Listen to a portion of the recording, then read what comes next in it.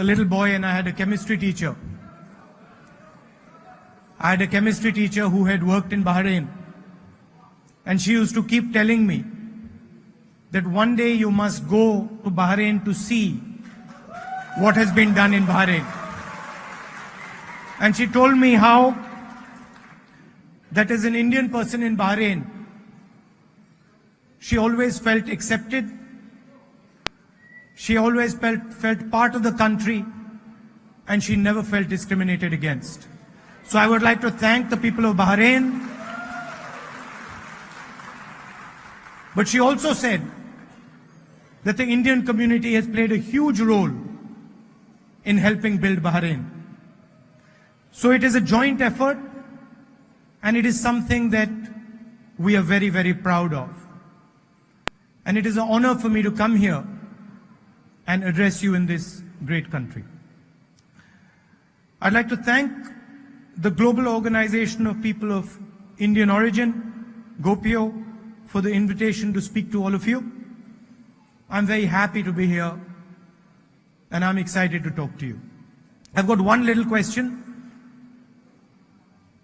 Does everybody here know Hindi, or would you like everybody understands Hindi? Because there's few parts of my speech which are in Hindi, but I want to know if I should make a couple of translations to help the people who don't know Hindi. Anyway, you know, Indian politics, it's quite a strange experience. We've got Shashi Tharoor ji here, Sam Pitroda, Haibi ji.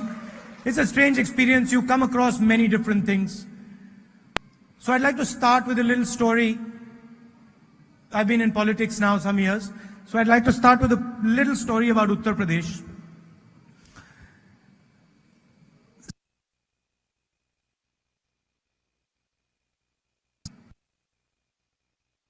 It's quite tired. And we entered this marketplace. And when we entered the marketplace, a lady came running to me. And she said, मुझे इन लोगों ने बर्बाद कर दिया है. These people have destroyed my life. So I said, who has destroyed your life? किसने आपकी जिंदगी बर्बाद की? पुलिस वालों ने. The police has destroyed my life. I said, क्यों? Why? She said, because they have put a 302 case on my husband. 302 का case लगा दिया है. 302, for you who don't know, is a murder case in India. And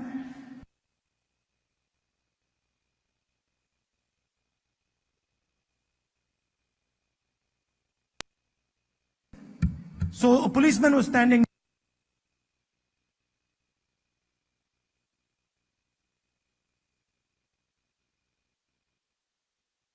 next to me, and I asked,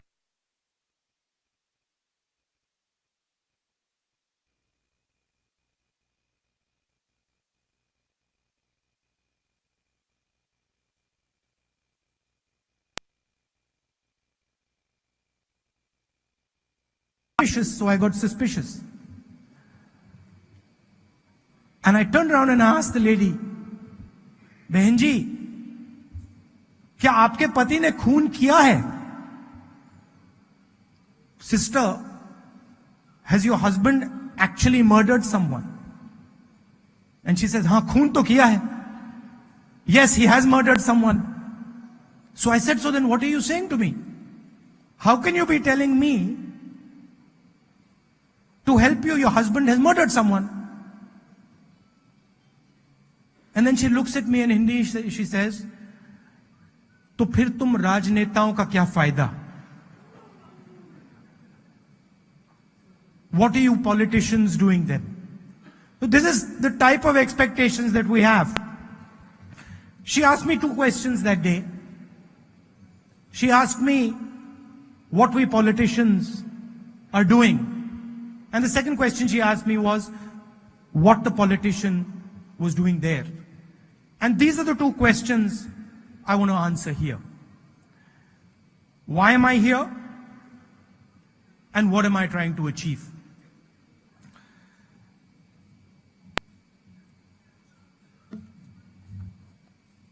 I'm here today with you in Bahrain, but this time I'm here to tell you what you mean to your country, that you're important, to tell you that there is a serious problem at home, to tell you that you are a part of the solution, and that I'm here to build a bridge between in the world and home.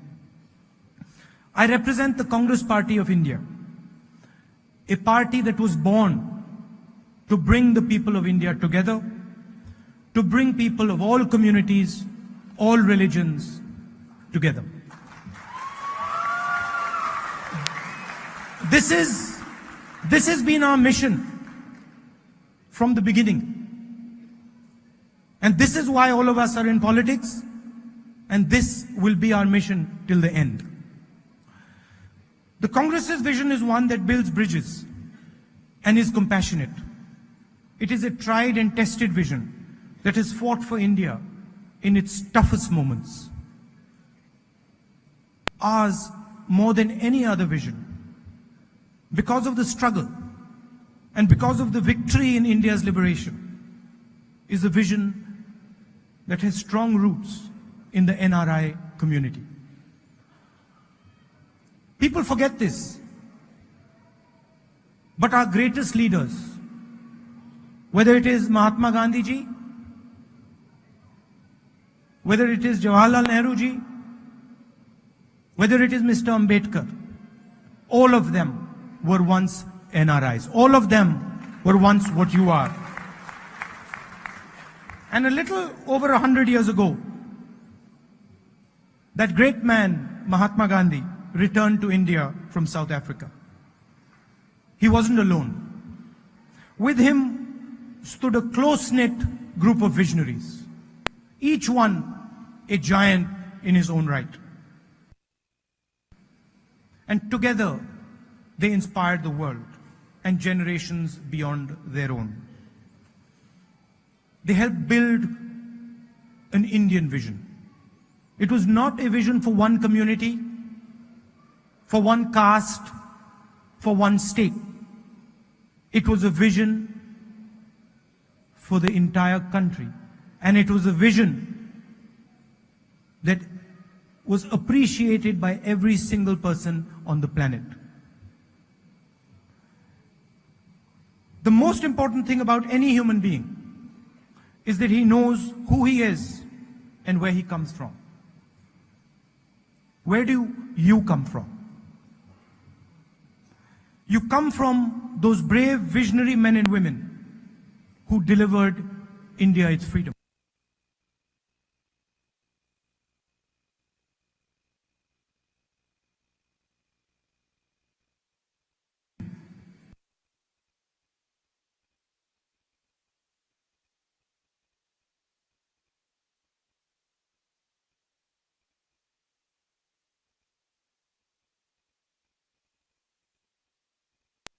People who, like you, were open to the outside world. Like you, all of them had lived abroad and seen the shortcomings of their oppressors. They lived abroad and worked and studied and watched. And they returned to fight for the nation they loved. India today is free. But once again, it is under threat. There are two clear threats facing our country today. The first is our government's inability to provide jobs for our people. Our main competitor, China, produces 50,000 jobs every 24 hours. India currently produces 400 jobs in the same amount of time. It is an important figure, so I will put it another way. What China does in 2 days,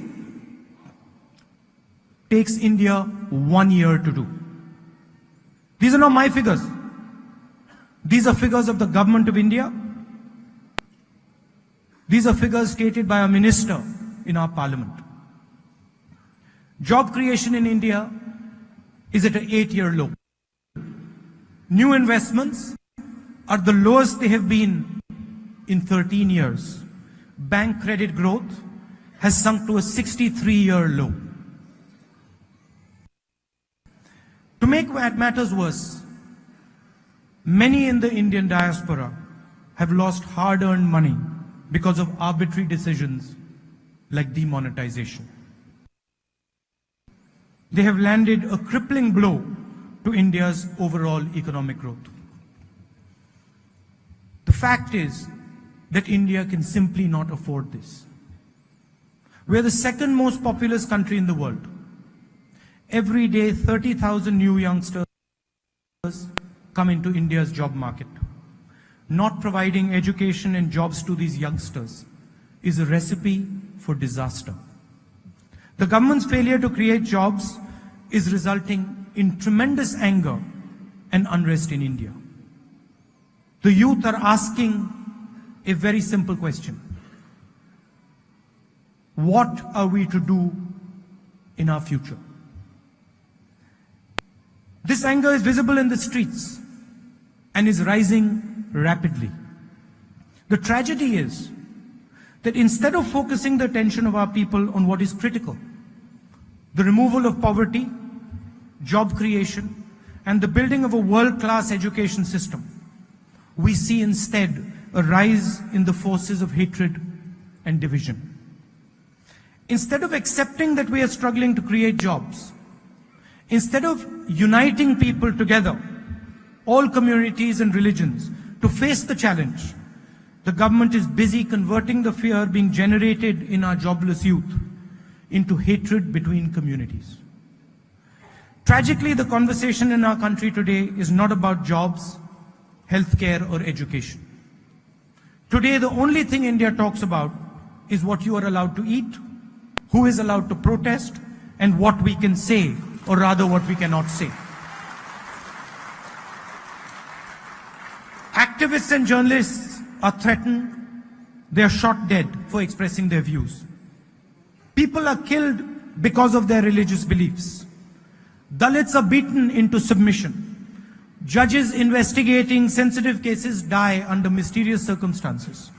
And through all this, the government has nothing to say.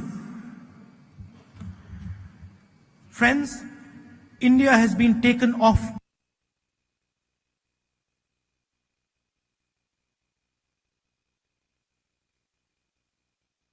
its path of progress.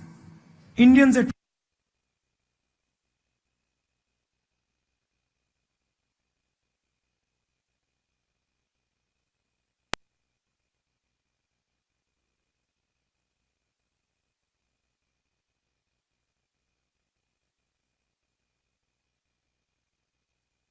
ideals.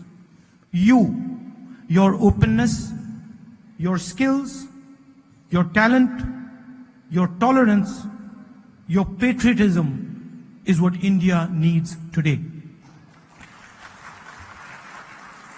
You have shown us and the world how you have built the countries you have journeyed to. You have lived with people of different nationalities, different religions, different philosophies, and you have done so both by learning from them and by teaching them about our great Indian traditions and heritage. India today has the largest diaspora of any country in the world. More than 16 million people of Indian origin live abroad. The countries of the Gulf region are among India's most important trading partners. The largest numbers of Indian expats live here. India is also the largest remittance receiving country in the world. You send almost $70 billion. That is 3.5% of India's GDP. You're responsible for creating massive wealth globally and for giving back more than 3 times your fair share to India each year. Here in the Gulf, NRIs send back more than half of the remittances that India gets from around the world. Many of you and your ancestors came to these foreign lands with nothing but dreams. You came empty-handed. And out of those dreams, you have built entire nations. All of you in this room are proof that India can bridge any gap that is put before it. And no global vision for India can be built without you. It is impossible, let me state from this stage, that it is impossible to build a global vision for India in the 21st century without our brothers and sisters who live abroad. Together we must steer India back to its original strengths. We need to make India the centerpiece of ahimsa, of non-violence. Back from violence between our people. And we cannot do that at home without our largest skill base on the planet, all you people in this room. I've not come here to tell you anything really. No. I've come here to ask for your help. I've come here to ask you for your skills, for your guidance, and for your understanding. We need you to help us fight these forces of anger and hatred. We need you just as we needed you, and our ancestors needed you in 1947 to protect the idea of India that we so dearly love and cherish. Thank you.